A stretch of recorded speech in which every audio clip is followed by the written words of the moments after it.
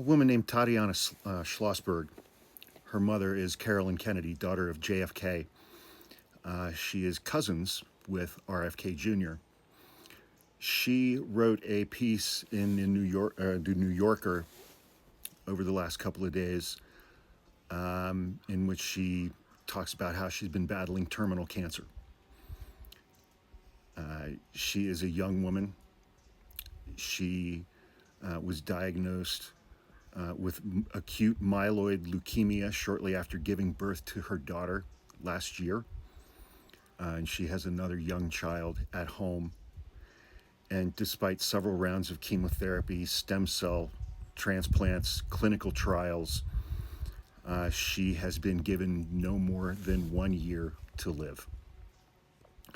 It is a tragic and horrific story, and it demonstrates that there are things in this world that even great wealth and privilege cannot save us from. Reading from an article on Mediaite, during one clinical trial called CAR-T treatment, this is from the article that she wrote. She wrote of the sad irony of watching her cousin, RFK Jr., quote, "an embarrassment to me and the rest of my immediate family, being confirmed as head of Health and Human Services." She described this groundbreaking treatment that she was participating in, a study, as, quote, "a method developed over many decades with millions of dollars of government funding," close quote. The same funding that she notes RFK Jr. has been slashing now that he is a member of the Trump administration. Quoting her again, "As I spent more and more of my life under the care of doctors, nurses, and researchers striving to improve the lives of others, I watched as Bobby, RFK Jr., cut nearly $500 million for research into mRNA vaccines, technology that could be used against certain cancers. He slashed billions in funding from the National Institutes of Health, the world's largest sponsor of medical research, and threatened to oust the panel of medical experts charged with recommending preventive cancer screenings." She continued, "Hundreds of National Institutes of Health grants and clinical trials were canceled, affecting thousands of patients. I worried about funding for leukemia and bone marrow research at Memorial Sloan Kettering, a hospital.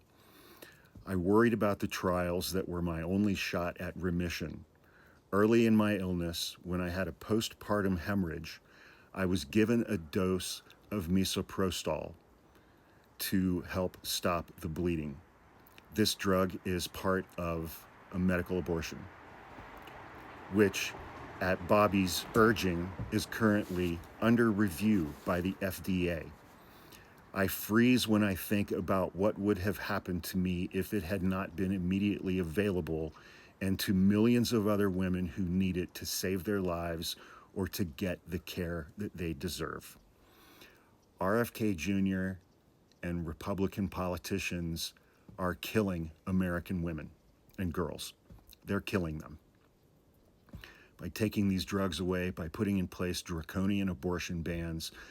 There was a 36-year-old woman recently in Texas who died because she had complications with her pregnancy, and no doctor that she saw was willing to treat her because of Texas's abortion legislation on the books, their abortion laws, abortion bans, because they were afraid of getting criminally prosecuted and because her health hadn't deteriorated quite enough yet.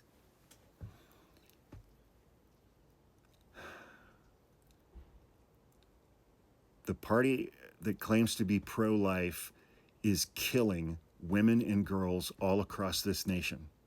They're just killing them. They're taking away drugs. They're banning medical procedures. They are killing women.